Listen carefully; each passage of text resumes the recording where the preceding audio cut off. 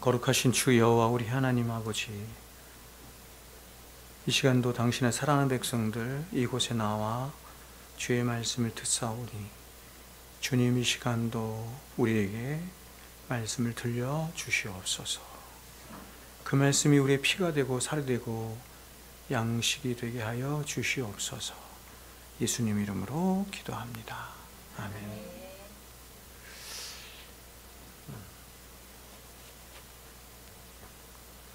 자, 오늘은 에베소 말씀을 잠깐 봅니다.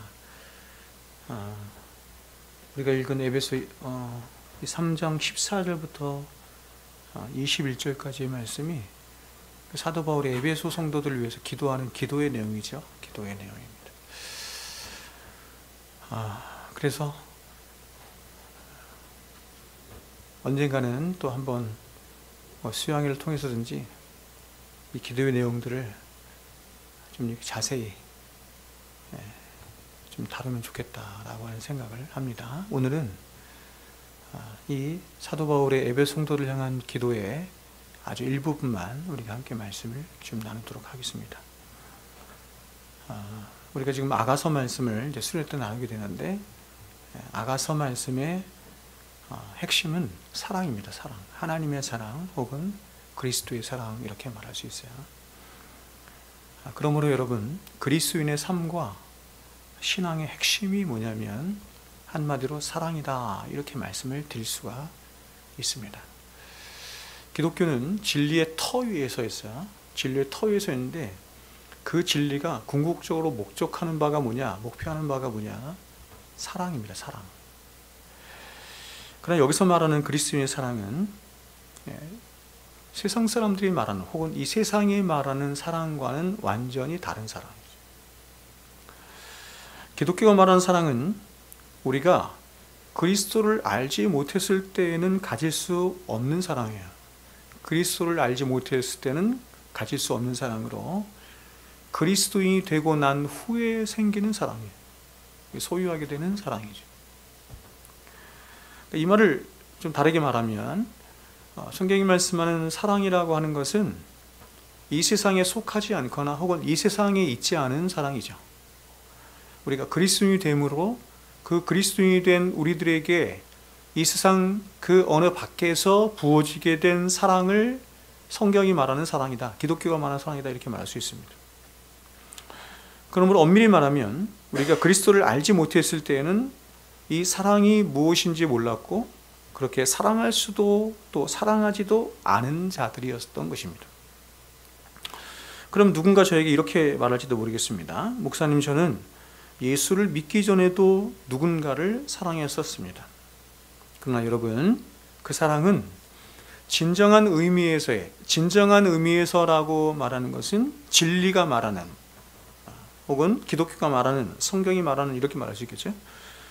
진정한 의미에서의 사랑이 아니라 그저 사람들끼리 자신들끼리 좋아서 한 사랑이었거나 혹은 인간의 이 죄된 의가 원인이 되어서 나타난 사랑이다, 이렇게 말씀을 드릴 수가 있습니다.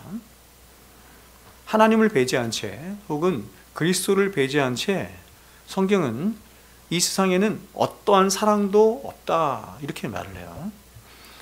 제가 여러분에게 늘 말씀드리는 것처럼 우리가 사랑을 하는 것과 좋아하는 것은 완전히 다른 것입니다.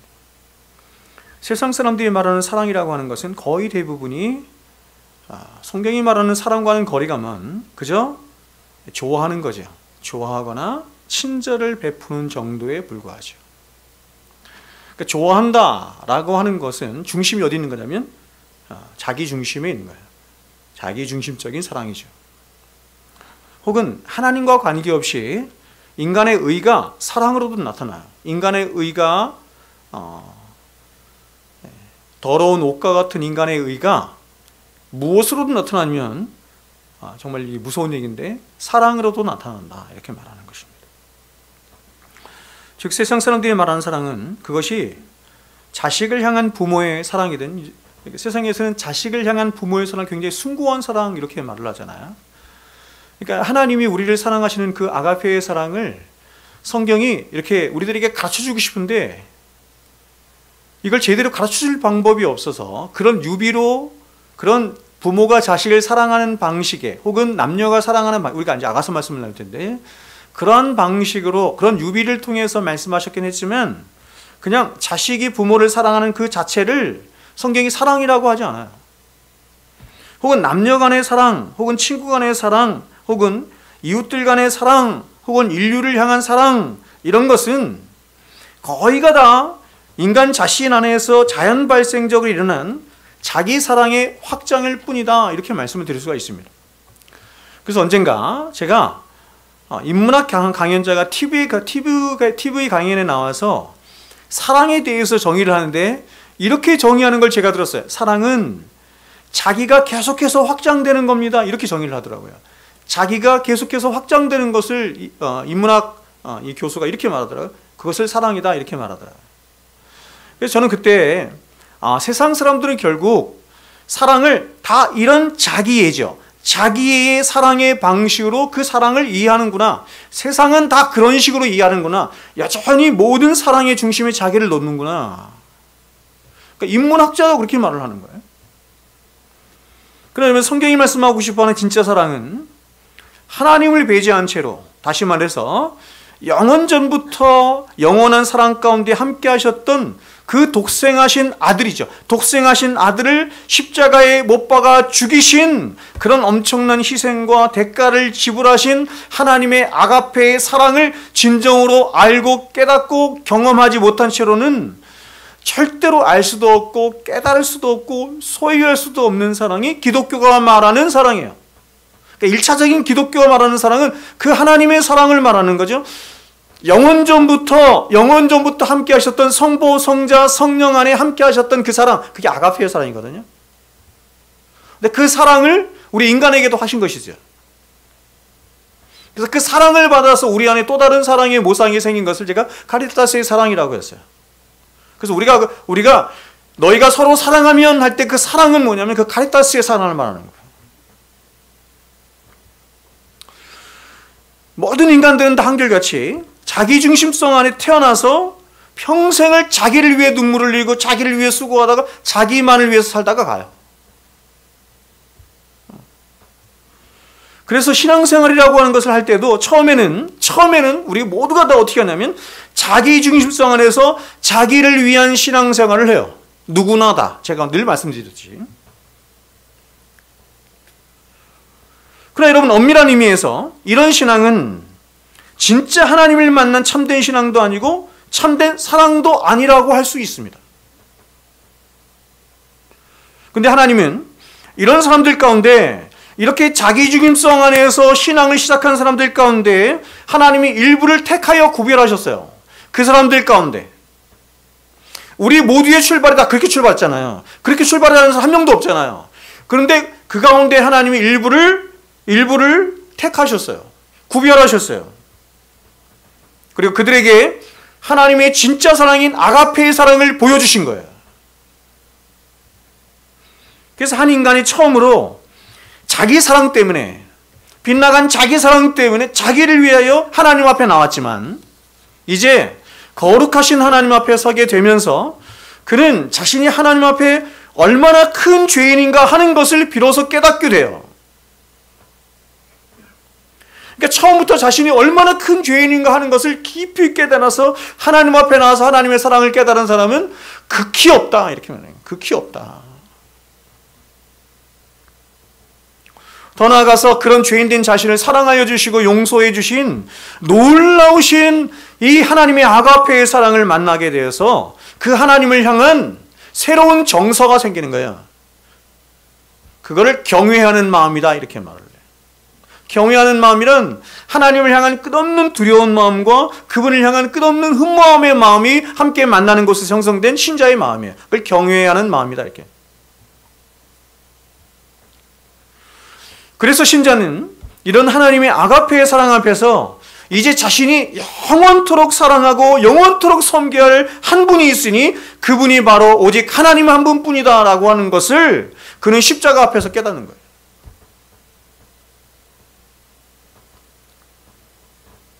그게 진짜 회심이죠. 회심이란 돌아서는 거거든요. 어디서 돌아서는 거냐? 자기 자신에게서 돌아서는 거예요. 자기 자신.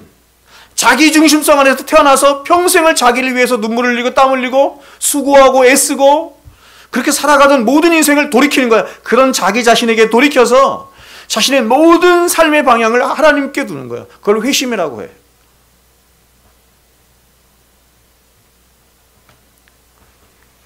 그러므로 여러분, 이 카리타스의 사랑은 신자가 구원의 소동 속에서 하나님의 아가페의 사랑을 깊이 경험함으로 신자 안에 생겨나게 된 또 다른 사랑의 모상으로 위로는 하나님을 사랑하고 또 그 사랑 때문에 하나님이 사랑하셨어요. 내가 그토록 사랑하는 그 하나님이 사랑하신 다른 영혼들까지도 함께 사랑하게 되는 그런 자신의 모든 이기심을 버린 지순회의 사랑을 카리타스의 사랑 이렇게 말하는 거예요.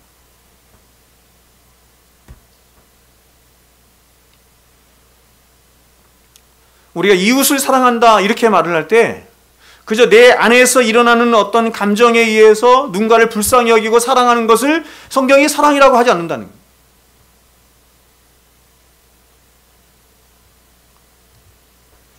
성경이 말씀하는 사랑은 모든 것이 하나님께로부터 비롯되는 거예요. 이유가 하나님이야. 하나님 때문에 난 저 사람을 사랑해.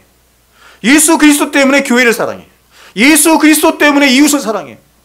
그게 진짜 사랑이라는 겁니다. 그걸 지순회의 사랑이다 이렇게 말하는 거예요. 그러므로 거듭나지 않은 사람은 그 사람 안에 하나님의 사랑인 아가페의 사랑이 없어요. 이 말은 뭐냐면 하나님께 사랑을 받아본 적이 없다 이런 뜻이에요. 사랑이 없으므로 그 아가페의 사랑으로 말미암은 카리타스의 사랑이 진짜 사랑이 내가 사랑하며 살아야 되는데 그 사랑이 무엇인지 알 수도 없을 뿐만 아니라 그런 사랑을 할 수도 없어.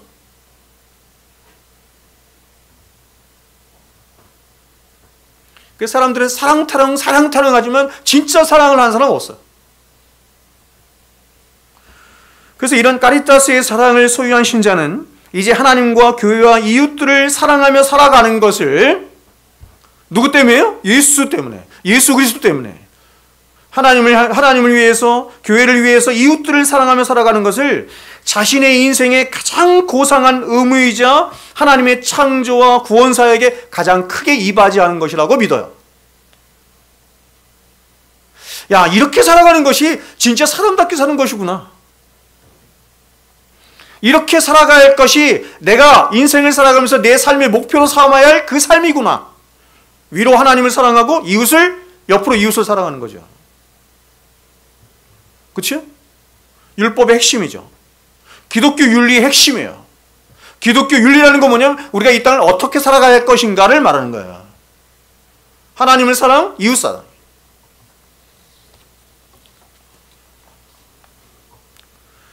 그러므로 신자가 이러한 카리타스의 사랑 안에 살아가면 살아갈수록 신자는 하나님의 창조와 구원의 목적에 더 부합한 삶을 살아가게 될 뿐만 아니라 또한 그러한 삶을 살아갈 때 신자는 진정한 행복이 무엇인지 거기서 알아. 거기서 깨달아. 거기서 누려. 그리고 그렇게 사랑 안에 살아갈 때 하나님이 가장 크게 영광을 받으시는 거예요. 왜냐하면 이러한 신자의 지순회의 삶이야말로 영원하신 성부, 성자, 성령 삼위 하나님이 함께하신 그 아가페의 사랑에 잇대어진 바로 영원한 행복을 향한 참된 삶이자 신적인 삶이기 때문이에요.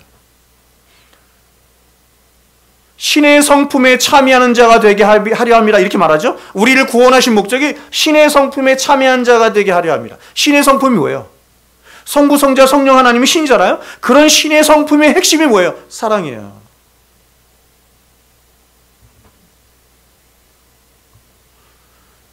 그러므로 여러분 제가 다시 나중에 말씀드리겠지만 우리를 구원하신 목적은 신의 성품에 참여하는 거예요. 우리를 구원하신 목적은 그분의 사랑, 성부, 성자, 성령 하나님을 사랑하신 그 사랑으로 초대하는 거거든요.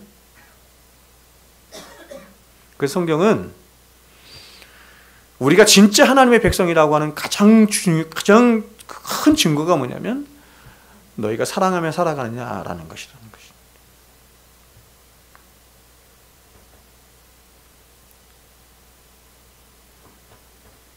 그러므로 신자가 이렇게 카리타스의 사랑 안에서만이 진정으로 자신의 참된 행복을 찾고 누릴 수 있는 것이라고 한다면 이것을 반대로 생각하면 아가페의 사랑을 알고 맛본 신자는 이런 하나님과 이웃을 향한 카리타스의 사랑을 실천하지 못하며 살고 오히려 이전에 하나님을 알지 못했을 때 가지고 살았던 그런 에로스적인 사랑, 자기중심적인 사랑이죠. 이기적인 사랑. 이렇게 삶을 살아갈 때 큰 고통을 느끼는 거예요. 여러분은 그렇습니까? 여러분과 여러분 자신과 여러분의 또 다른 확장들이 있잖아요. 그지? 여러분의 부모님, 자녀, 또 여러분이 뭐 좋아하는 사람들.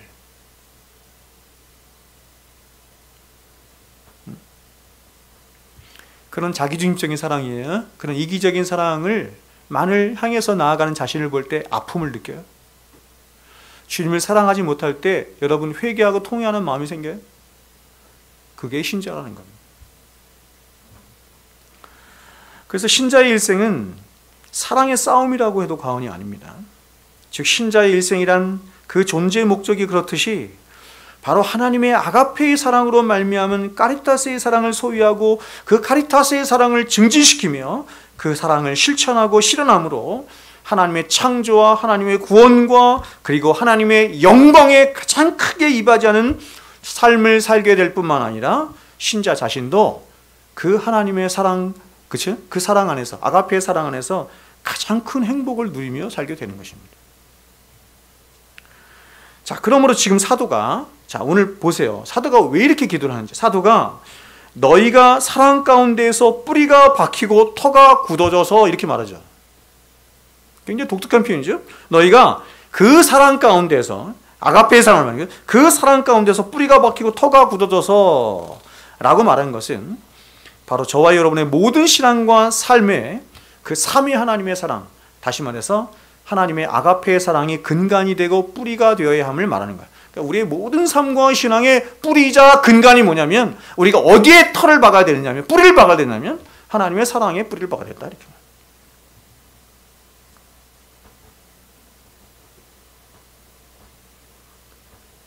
그래서 사도가 이 아가페의 사랑에 뿌리를 내지 못하고는 우리의 신앙이 한 발자국도 나갈 수 없기 때문에 지금 기도를 그렇게 하는 거야.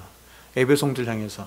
에베소 성도들이 이 하나님의 아가페의 사랑에 뿌리가 박히고 터가 굳어져서 그들의 신앙이 더욱더 증진되기를 원합니다. 이렇게.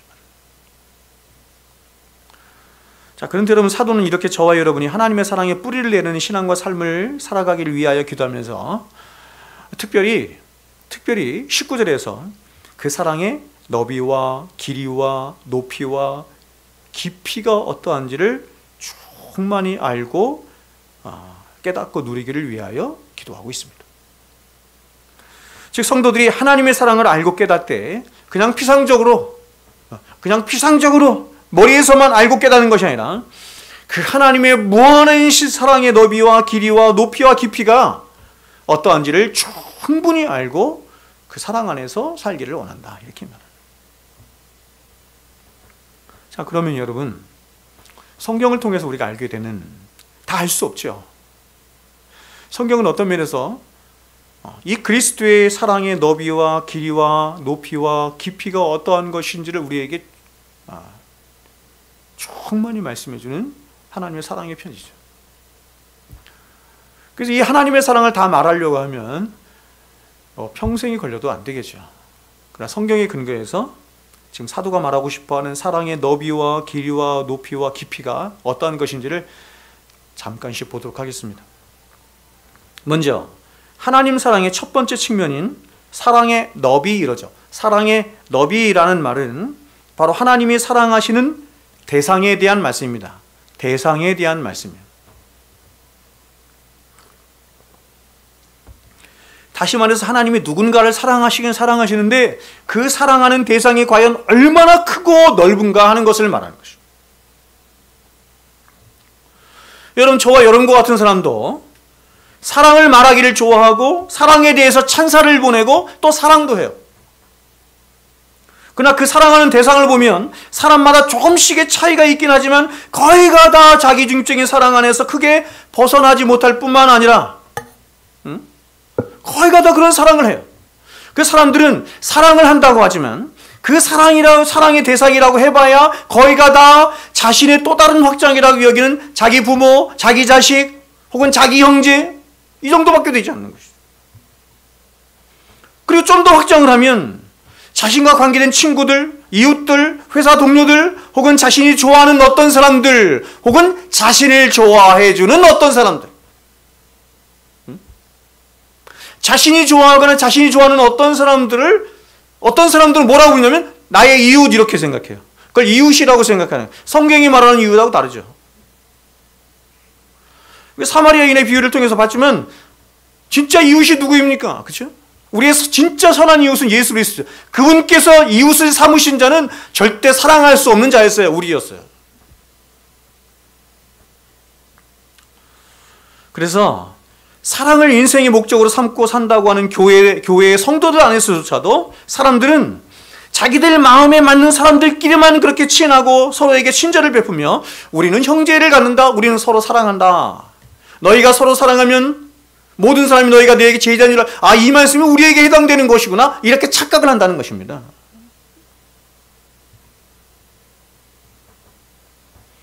이런 사랑은 엄밀한 의미에서 사랑이 아니에요.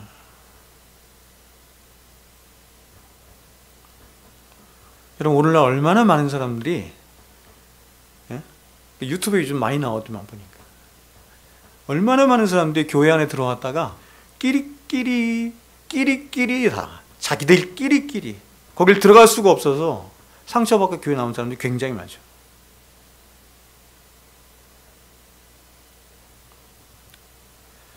자, 그런데 이런 이기적이고 자기중적인 사랑을 하는 사람들에 비해서 보다 그 폭이 넓은 사람들이 있어요.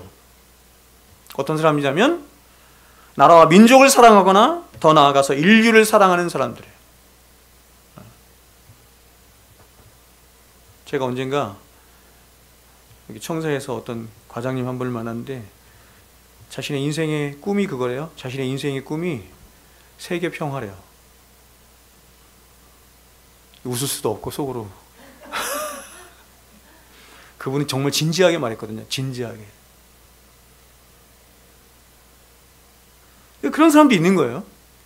나라와 민족을 사랑하고 어떤 인류를 사랑하고 이런 사람들. 우리 이런 사람들을 애국자 이렇게 말해요. 애국자, 사회동포주의자 이렇게 말해요. 하지만 이런 사람들이 하는 사랑의 동기를 보면 그 깊은 내면에 자기의, 자기만족, 자기 보람, 또 자기 성취 이런 것들이 있습니다. 그래서 여러분 이런 것들도 엄밀한 의미에서 보면 기독교가 말하는 사랑과는 거리가 먼 거예요. 그러나 여러분 이러한 우리들의 자기중심적이고 자기의에 의한 사랑에 비해서 예수 그리스도의 사랑의 너비를 한번 보세요. 그 대상의 너비를 한번 보세요. 예수 그리스도의 사랑은 그 누구도 차별하지 않는 무차별적인 사랑이야. 무차별적인 사랑. 유대인이건 이방인이건 남자이건 여자이건 피부색이 하얀 사람만 사랑하는 것이 아니라 검은 사람도 우리처럼 황인종도 잘난 사람도 못난 사람도 머리가 좋은 사람도 그렇지 않은 사람도 모든 나라와 그래서 성경이 이렇게 말하는 거예요. 모든 나라와 민족과 신분과 계층과 편벽과 세상에 있는 모든 차별을 넘어서는 사랑 누구라도 하나님 앞에 예수 그리스도 앞에 겸손히 나오기만 하면 사랑하여 주시고 구원하여 주시는 무차별적인 사랑이죠.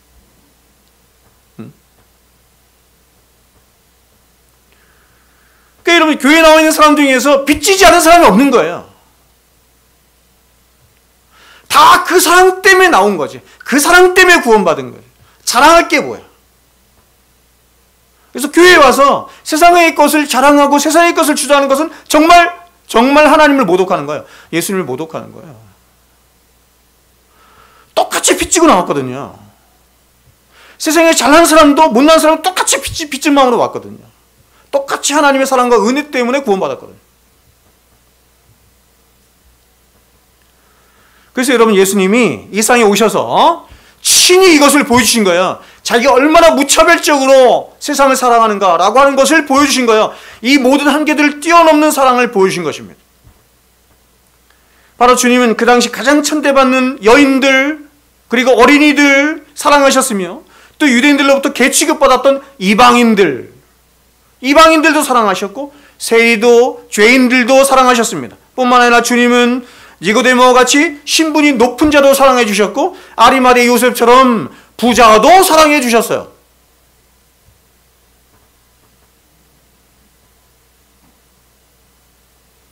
그래서 성경은 나라와 민족과 백성과 방언들로부터 이렇게 말하는 거죠. 나라와 민족과 백성과 방언들로부터 그 수를 헤아릴 수 없이 많은 수많은 사람들이 나와서 보호자에 앉아 계신 어린 양께 경배하며 찬양하며 예배하는 일이 있다 이렇게 말해요. 예배를 어떻게 해요? 면류관을 다 벗어 던지죠.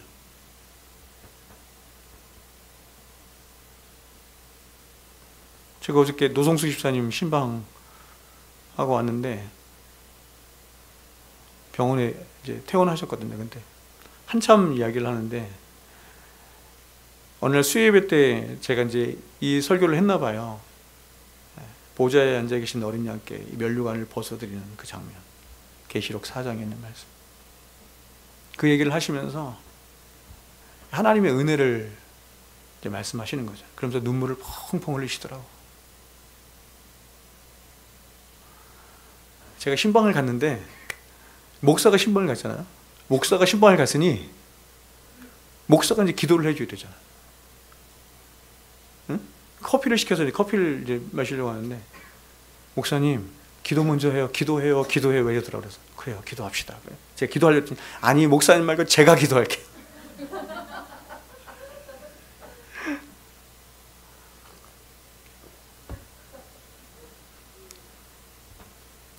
그러면서 감동과 감화로 눈물을 흘리며 저를 위해서 기도해 주셨어요. 자기는 진짜 유튜브 보시나? 저를 생각하면 너무 고맙고 너무 눈물이 흐르고 너무 안타깝고 그런 마음이 많대요. 자기가 눕기만 하면 목사님 기도한다고 하더라고요. 자기가 기도하지 않을 수가 없어서 목사님 제가 기도한다고. 제가 은혜 충만 받고 왔습니다. 신방 가서 제가 은혜 충만 받고 사랑받고 나라와 백성과 방언과 모든 민족 가운데 있는 사람들이 다 와서 하나님을 예배하는 거예요. 보좌에 계신 어린 양께. 요한계시록 4장 5절에 보면 보좌에 누가 계시냐면 성부 하나님, 성자 하나님, 성령 하나님 세 분이 계세요. 세 분이. 그러니까 동시문 구조로 모든 피조물이 계층에 따라서 신분에 따라서 위치를 해요. 가장 안쪽에 누가요? 24장로로 대변되는 성도들이 있는 거예요. 그리고 그 다음에 천사들이 있어요. 그리고 그 다음으로 맨 마지막으로 천지에 있는 모든 피조물들이 있는 거예요. 그리고 하나님을 향해서 예배하는 거예요. 근데 내 천사가 그 예배하는 광경을 얘기하는데 뭐라고 얘기하냐면 밤낮 쉬지 않고 예배하더라. 밤낮 쉬지 않고 예배. 피곤해 죽겠는데.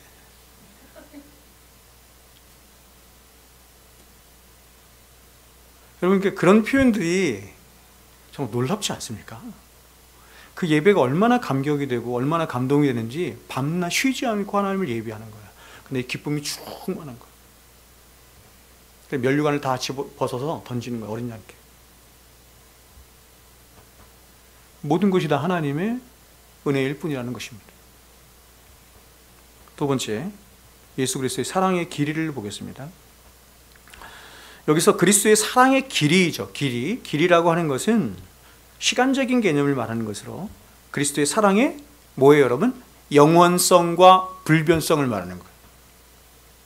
바로 하나님이 저와 여러분을 사랑하시되 바로 당신의 존재적인 성품과 그 영광 안에서 끝까지 그리고 영원토록 한 번도 떠나시지 않은 채 불변하는 사랑으로 사랑하신다. 그래서 우리가 사복음서에 보면 예수님께서 이렇게 말씀하세요. 제자들을 사랑하시되 어떻게 사랑하셨다? 끝까지 사랑하시더라. 끝까지 사랑하시더라. 기가 막힌 표현 아닙니까? 끝까지 사랑하시더라. 이에 비해서 인간의 사랑이라고 하는 것은 얼마나 변하기 쉽고 약하고 핍절하고 변덕스러운지 몰라요. 네? 그래서 대문호인 톨스토이는 이런 인간의 사랑에 대해서 이렇게 말을 했어요. 누군가 한 사람만을 일평생 사랑할 수 있다고 말하는 것은 초 한 자루가 평생 동안 탈 것이라고 말하는 것과 같다. 여러분, 초 한 자루 타는데 얼마나 시간 걸려요? 그게 사람이 누군가를 사랑하는 사랑의 길이 되는 거예요. 그러니까 사람은 사랑의 촛불을 켜놓고 생각하는 거야. 나는 영원토록 당신을 사랑할 수 있어 라고 생각한다는 거야. 근데 그 촛불 다 꺼지면 끝난다는 것입니다.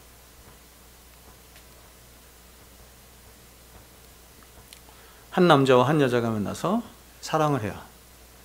그리고 그 사랑이 너무너무 깊어져서 이제 우리는 도저히 헤어져서는 살 수 없다 라고 생각을 해서 결혼을 합니다. 하지만 이런 남녀 간의 사랑은 길어야 2년 갑니다. 2년. 용성제가 피시구는데 우리는 한 5년 갈 거려.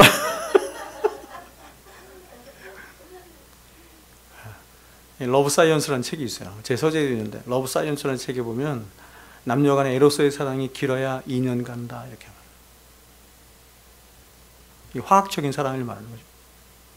사랑의 눈물로서 이제 당신 없으면 나는 살 의미가 없습니다 라고 해서 결혼했는데 1년이 가고 2년이 가면서 금성에서 온 여자와 화성에서 온 남자가 함께 살면서 수많은 이기적인 감정들이 발생을 하면서 억지로 산다 라고 하거나 할 수 없이 살아준다 하거나 이제 도저히 살 수 없어서 그만 헤어지자 하는 것입니다. 그래서 어떤 철학자는 인간의 사랑은 물 위에 쓴 편지이고, 참 기가 막힌 표현이죠. 이게 철학자들이 표현하는 게 기가 막힌 거예요. 물 위에 쓴 편지래요. 물 위에 아무리 편지를 써봐야 무슨 소용이 있어요. 인간의 신의는 모래 위에 찍은 발자국이다. 루소 아시죠? 제가 루소에 대해서 예전에 한번 말씀드린 적인데 루소는 또 이렇게 말했습니다. 누구도 오늘 사랑한다고 해서 내일도 사랑할 것이라고 단언해서는 안 된다. 이게 인간이라는 것입니다. 그러나 이에 비해서 하나님의 사랑은 저와 여러분을 언제부터 가슴에 품고 있었다고 성경이 말하냐면 세상이 창조되기 전부터 저와 여러분을 가슴에 품었대요. 이런 게 안 다가오는 거지. 그렇죠? 성경이 그렇게 말해요. 하나님은 이 세상이 창조되기 전부터, 그죠? 그 시편 10편 갑자기 생각이 안 나네요. 100 신묘막측하심이라 몇 편이죠? 신묘막측하심이라. 큰일 났네. 머리가 신묘막측하심. 네가 세상에 나기 전에, 이렇게 말해요. 네가 세상이 나기 전에, 너의 형질이 있기 전에 내가 너를 알았고. 그러니까 우리가 이 세상에 나기도 전에 하나님 우리를 아셨다는 거죠. 에베소서는 더 앞으로 얘기하죠. 세상이 창조되기도 전에 그리스도 안에 우리가 있었대요. 그래서 그 한결같은 사랑으로 우리를 품고 보시고 사랑하셨다가 역사 속으로 우리를 보내시고 역사 속으로 찾아오셔서 우리를 만나주시고 자신의 아들을 십자가에 못 박은 그 보혈로 깨끗하게 닦고 정결케 하셔서 당신의 거룩한 백성들이 되게 하시는 사랑, 그 사랑이 하나님의 사랑입니다. 하나님의 사랑.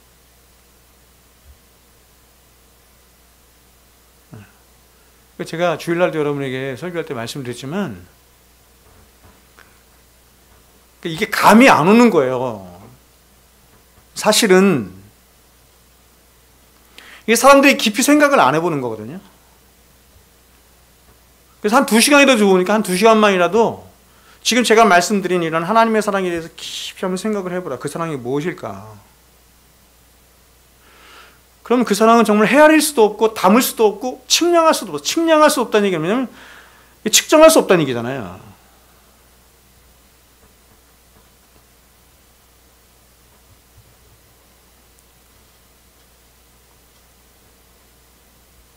그래서 에베소서 제가 말씀드린 것처럼 1장 3절부터 8절까지의 말씀이 한 절이야. 원래 원문에는 한 절이야. 3절부터 8절까지의 말씀이 한 절이에요. 왜 한 절인 줄 아세요? 하나님이 우리를 구원하신 그 하나님의 사랑에 대해서 깊이와 넓이에 대해서 얘기를 하거든요. 근데 이런 하나님의 위대하신 구원과 사랑에 대해서 말하는데 형용사에 형용사를 더하고 부사에 부사를 더하고 최선급을 더하면서 말하는데 이거를 자기가 다 표현할 수 없으니까 그냥 엎드리는 거, 엎드려서 하나님을 찬송하리로다 이렇게 하는 거야. 그냥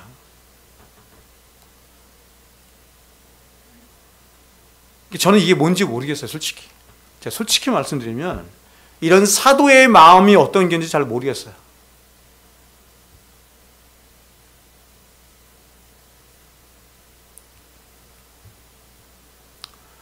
그래서 로이존스 목사님이 뭐라고 얘기했냐면 에베소서 말씀을 보면 사도 바울이 마치 하늘 꼭대기에 올라가서 모든 인생들을 다 통달한 상태에서 모든 인생을 다 통달한 상태에서 하나님의 영으로 충만한 가운데 모든 것을 다 통달한 상태에서 이 편지를 쓰고 있는 것처럼 보인다. 이렇게 말을 하는 것이죠. 여러분, 이 하나님의 사랑은 저와 여러분이 하나님 앞에 예쁜 짓을 안 했거나 죄를 짓는다고 해서 약화되거나 취소되거나 조작되지 않아요. 하나님의 사랑은 그 누구도 끊을 수 없고 약화시킬 수 없는 바로 하늘의 천사들이나 이 세상의 그 어떤 권세자라도 결코 끊을 수 없는 불변하는 사랑이고 영원한 사랑이며 한결같은 사랑입니다. 그러니까 제가 여러분에게 지금 설교하면서 제가 이게 설교문을 작성할 때 이런 말들을 쓰잖아요. 불변하는 사랑이고 영원한 사랑이고 뭐 한결같은 사랑이고 온전한 이런 표현하잖아요. 그렇죠? 제가 이걸 뭔가를 알아서 쓰는 게 아니야. 사실은 이게 제 마음속에서 느껴지거나 크게 감동이 돼서 이게 사용하는 게 아니야. 저도 잘 몰라요. 성경이 이렇게 말을 해. 성경이 이렇게 말씀하는 거예요. 그래서 잘 모르겠어. 그래서 제가 주일날도 여러분에게 설교할 때 말씀드린 것처럼 그래서 성경은 이렇게 말하는데 나는 이렇게 핍절하니 이런 사랑에 대한 갈망이 생기는 거예요.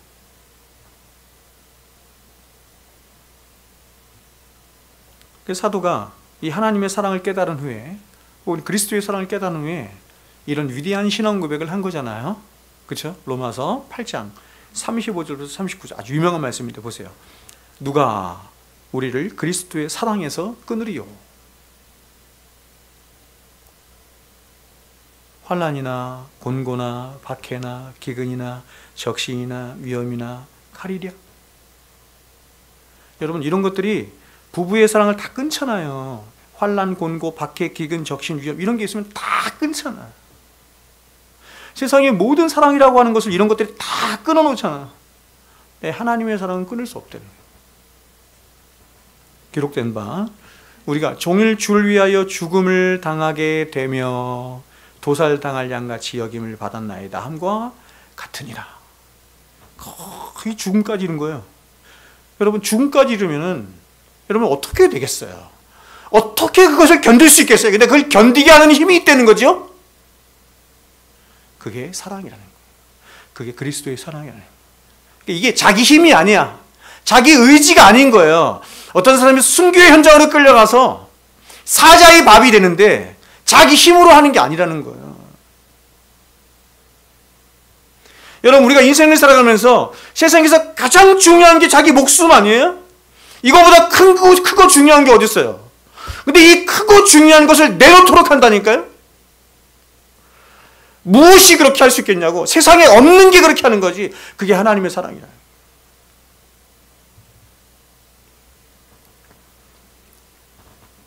그 사도가 이어서 이렇게 말하는 거야. 그러나 이 위대한 말이죠. 그러나 이 모든 일에 우리를 사랑하시는 이로 말미암아 우리가 넉넉히 이기는 일. 겨우 이기는 게 아니에요. 겨우 그냥 내가 순교하는 게 아니에요. 겨우 내 십자가를 갖추고 가는 게 아니에요. 그래서 모든 순교자들이 순교자로 끌려갈 때 기쁨으로 찬송을 부르면서 나왔어요.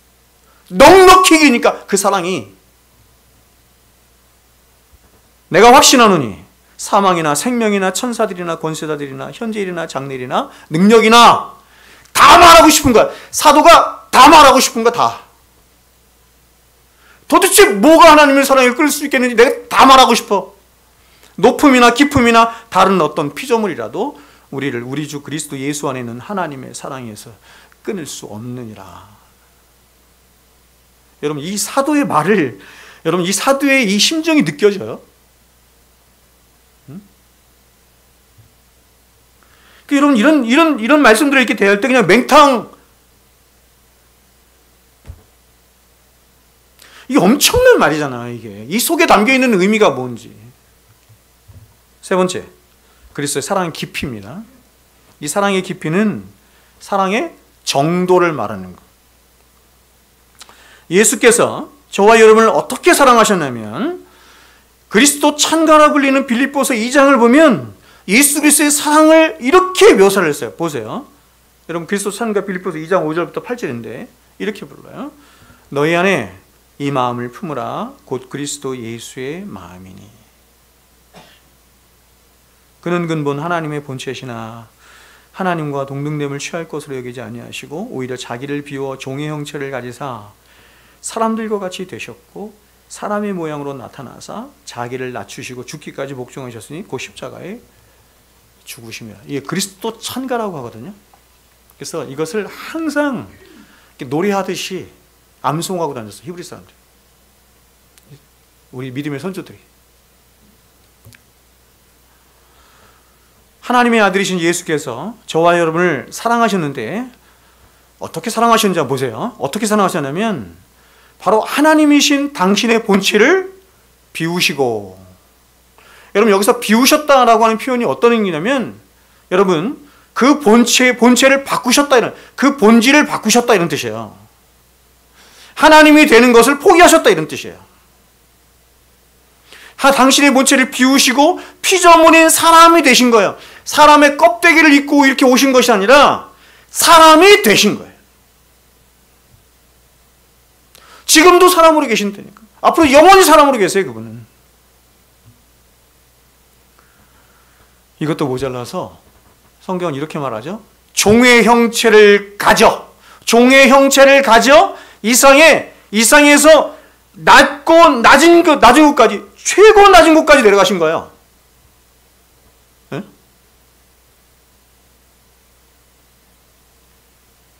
제가 늘 말씀드렸지만 예수님이 얼마나 자기를 낮추셨는지, 하나님이신 그분이 얼마나 자기를 낮추셨는지 그분을 알아보는 사람이 하나도 없었다니까. 그분이 이 세상에 오셨는데 그분을 알아보는 사람이 없었어요.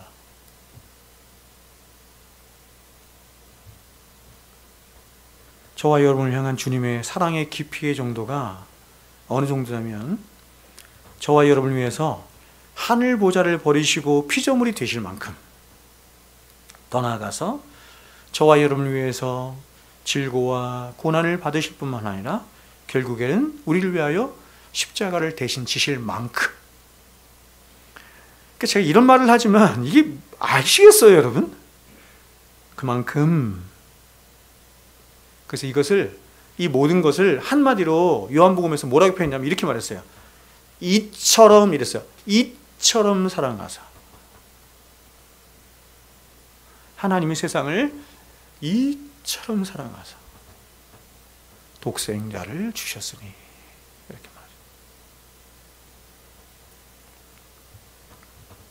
말해요. 측정이 불가능한 거예요. 측량이 불가능한 거예요. 네 번째, 사랑의 높이입니다. 여기서 사랑의 높이라는 말은 무슨 말이냐면 그 사랑으로 말미암아 얼마나 상대방에게 유익이 되었는가 하는 걸 말하는 거예요. 사랑은 유익을 주는 것입니다. 얼마나 유익하게 되었는가 하는 걸 말하는 것입니다. 여러분 이 세상을 살아가는 저와 여러분도 때로는 다른 사람들에게 많은 유익을 주기도 하고 또한 도움을 주는 삶을 살기도 합니다. 하지만 사람이 주는 유익이라고 하는 것은 거의 대부분이 굉장히 제한적이고 한계가 있고 핍절한 경우가 대부분이에요. 우리가 아무리 많은 유익을 주어야 자기 한 몸 희생하는 정도밖에 되지 않아요.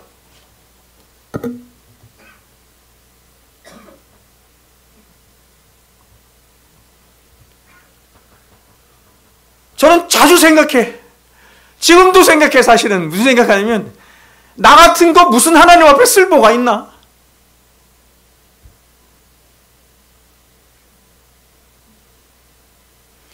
제가 여러분에게 여러 번 말씀드리지만 소명은 이런 게 아니에요. 주님, 내가 여기 있사오니 나를 사용해 주십시오. 이게 소명이 아니에요.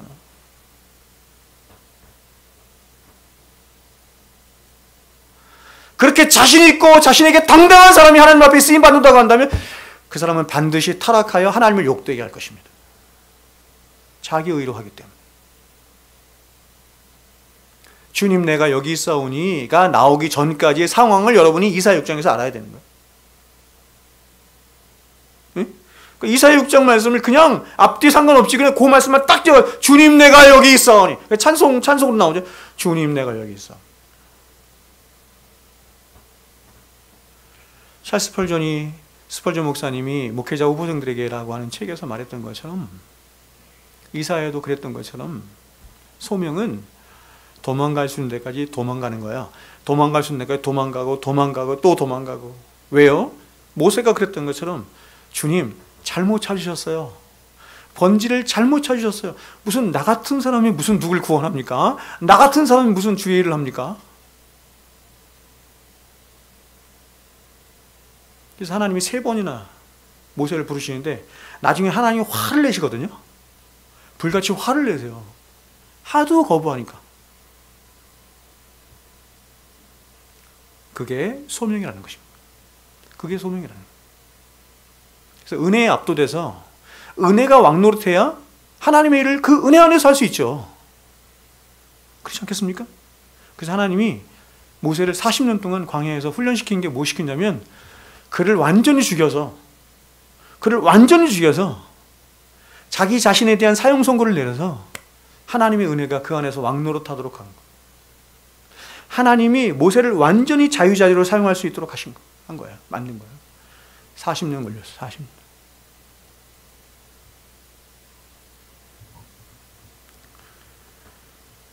이 막대기 같은 다 죽어가는 80세 된 모세가 뭘 할 수 있겠나. 하나님이 그 사람을 사용해서 이스라엘 백성들을 구원하셨어요. 똑같아요. 모세가 누구를 예표한다고? 예수 그리스도를 예표한다고. 저렇게 못생기고 저렇게 연약하고 연한 순 같고 저는 바보 같은 예수가 누구를 구원할 수 있겠나 생각하지만 하나님께서는 그 예수를 통해 인류를 구원하셨습니다.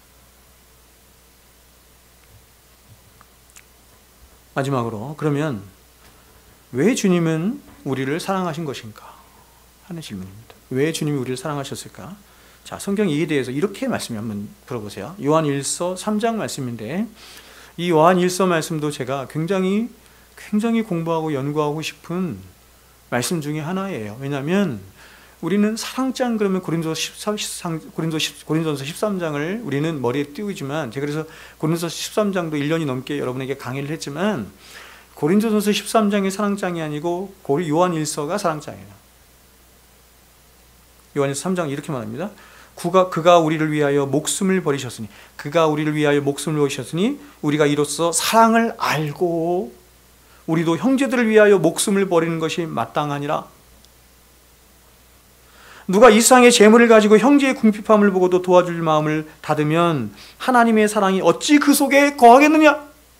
하나님의 사랑이 어찌 그 속에 이 말은 뭐냐면 그런 마음에 하나님의 사랑이 거할 수 없다 이런 말도 되지만 네가 그러는 걸 보니 네 안에는 하나님의 사랑이 거하지 않는구나 이런 뜻이에요.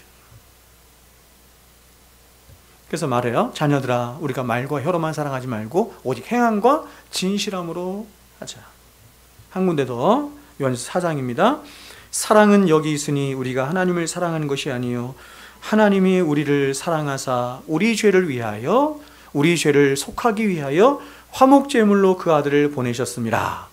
결론입니다. 사랑하는 자들아 하나님이 이같이 우리를 사랑하셨은즉 우리도 서로 사랑하는 것이 마땅하도다. 자, 무슨 말이냐면 하나님이 저와 여러분을 사랑하셔서 우리를 구원하신 목적이 뭐냐면 저와 여러분도 그렇게 예수님처럼 사랑하는 자가 되도록 하기 위함이다. 사랑하는 자로 살도록 하기 위함이다. 이렇게 말하는 거예요. 그러므로 이것을 다시 역으로 말하면 저와 여러분이 구원받은 하나님의 백성이라고 하는 가장 강력한 증거가 뭐냐면 바로 형제 사랑이 있는 것이며, 그래서 형제 사랑이 있지 않은 자는 여전히 사망에 머물러 있는 자다라고 하는 증거가 된다는 거예요. 그 사도가 3장 14절에서 이렇게 말을 해요. 우리는 형제를 사랑함으로, 보세요, 우리는 형제를 사랑함으로, 굉장히 무서운 말이에요. 우리는 형제를 사랑함으로 사망에서 생명으로 들어간 줄을 알거니와 사랑하지 아니하는 자는 사망에 머물러 있는지라. 여러분, 사랑하지 않은 자는 여기서 누굴 사랑하는 거예요? 형제를 사랑하지 않은 자는요. 사도는 이 사랑의 문제가 얼마나 중요한지 다시 한번 4장으로 가서 결론적으로 이렇게 반복해서 말을 해. 요한서 4장 7절 8절입니다. 사랑하는 자들아, 우리가 서로 사랑하자. 사랑은 하나님께 속한 것이니 사랑하는 자마다 하나님께로도 나서. 어떤 사람 보니까 자꾸 사랑을 하네. 까르타스에 사랑을 하네. 아, 그걸 보니 저 사람은 하나님께로 난 자구나라는 걸 안다는 거예요. 하나님께로 나서 하나님을 알고 사랑하지 아니하는 자는 하나님을 알지 못하나니 이는 하나님을 사랑이시기 때문이라. 그러므로 하나님의 아가페의 사랑이 저와 여러분에게 부은바되어서 저와 여러분을 구원하신 가장 궁극적인 목적이 뭐냐면 바로 그 하나님의 사랑으로 말미암은 가리타스의 사랑이 당신의 백성들 안에서도 실현되어지도록 할 뿐만 아니라 그 사랑이 당신의 그 백성들을 넘어서 온 세상 열방을 향해서 흘러가도록 하기 위함에 있다, 이렇게 말하는 거예요. 수양의 기간 동안 제가 이 말씀도 할 거예요.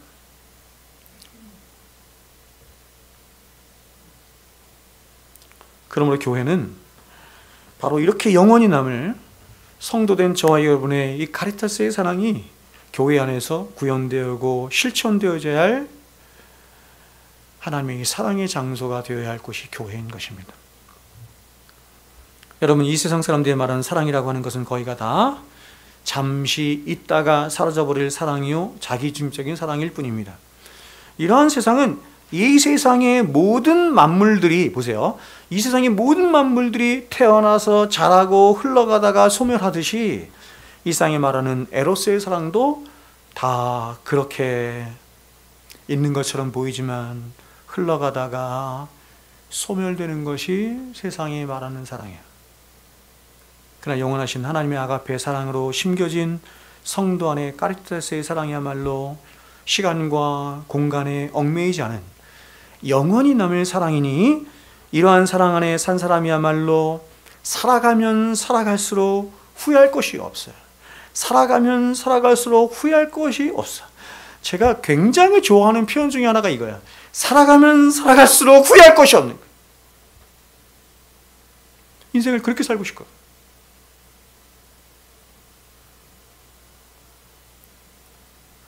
세상이 추구하는 모든 삶은 살아가봐야 다 후회해요.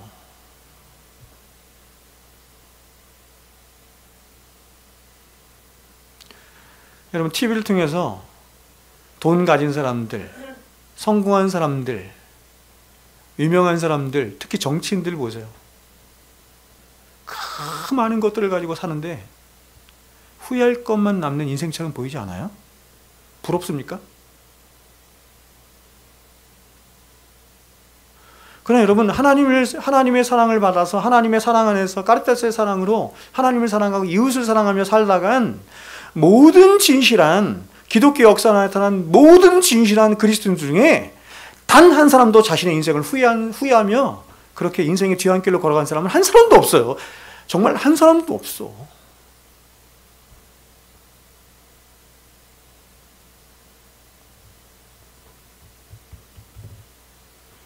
무엇이 중요한지를 알아야죠. 그렇죠?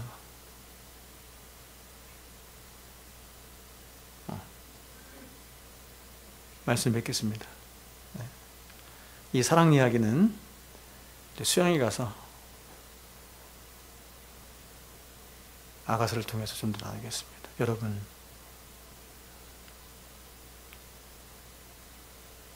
제가 요즘 많이 부끄러웠습니다. 많이 왜 부끄러웠냐면 하나님이 제 안에 사랑이 없다는 걸 너무나 많이 보여주셨기 때문에. 아니 교회 이름도 사랑샘교회인데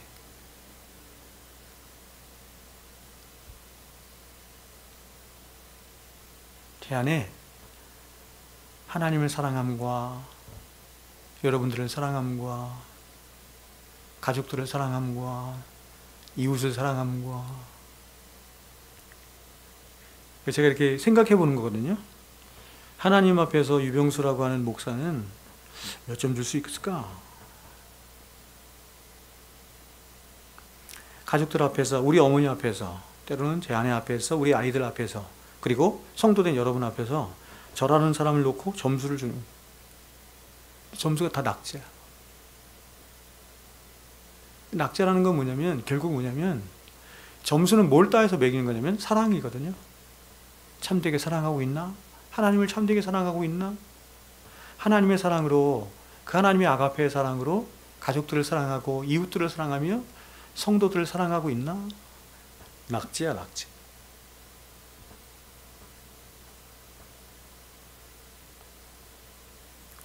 제가 회개합니다, 여러분. 사랑샘교회 이름이 무색하지 않을 때가 왔으면 좋겠습니다. 진리와 사랑이 함께 가는 우리 사랑샘교회가 될 수 있도록 여러분 함께 동역해 주시고 함께 기도해 주시고 함께 애써 주시기를 주님의 이름으로 부탁을 드립니다. 기도하겠습니다.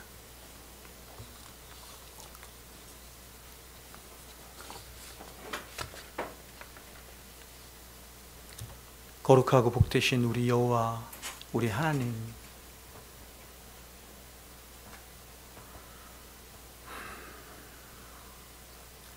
그 하나님의 사랑에 대한 목마름이 우리 안에 가득 있는 줄로 믿습니다. 그 사랑이 점점 메말라가고 있는 이 세상 속에서 아버지 하나님, 사랑샘교회는 그 이름처럼 하나님의 사랑이 샘솟듯 날마다 진리 안에서 솟아나는 우리 교회 되게 하여 주시고, 성도된 모든 가정 안에서도 그렇게 하나님의 사랑이 샘솟듯 흘러 넘치게 하여 주셔서 이 사랑이, 진리 안에 있는 이 사랑이 우리의 가정과 교회를 넘어서 세상에 마른 땅을 적시는, 마른 광야를 적시는 일들이 있어서 하나님께 영광이 되는 우리 모두 되게 하여 주시옵소서. 더 큰 사랑을 보여주시고 더 큰 사랑을 나타내시고 더 크신 하나님의 영광과 은혜와 사랑으로 우리와 함께 하여 주십시오.